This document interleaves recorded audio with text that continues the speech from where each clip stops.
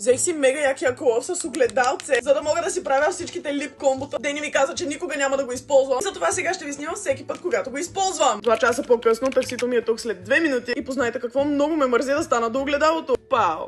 Днешното лип комбо Duck Plump с любимия ми Jelly Job. Ах, мамо, скандална комбинация, браво. 7 или 8 часа по-късно лип комбото все още е горе-долу тук. Ма да е лошо да го повторя, обаче забравих другото лип комбо на дивана. За това ще използваме каквото имаме в чантата. Line Loud на NYX, Fat Oil на NYX. Доме отново не използвайки огледалцето. Juicy, мама! Вече е следващата сутрин. Въпреки че имам огледало пред мен, смятам да използвам своя кров, защото се опитвам да докажа нещо, окей? Ще ползваме този лип лайнер на NYX. Студено кафяво се намира изключително трудно. Ще сложим Butter Gloss. Все пак отиваме просто на педикюр и ни трябва нещо малко по-натурално. Oh, I love it. 10 часа по-късно. Излизам на вечеря и трябва да хода да се обличам. Отново е време да повторим лип комбото. Слава богу, че не се серам из гримове точно до мен. Да сложа каквото има тук. Веднага виждам лип Ivy. Лип лонжере. Това е най-бомбастичното комбо за вечеря, понеже този лип лайнер не се трие при никакви обстоятелства. Лип Ivy-то дори да го изядеш остава като липстейн. Комбо то мила. А за Денислав, това е изключително полезно и готино и ми е много приятно и забавно да го използвам. Благодаря. Напишете в коментарите кое лип комбо ви беше любимото, а аз отивам да ям. Бай!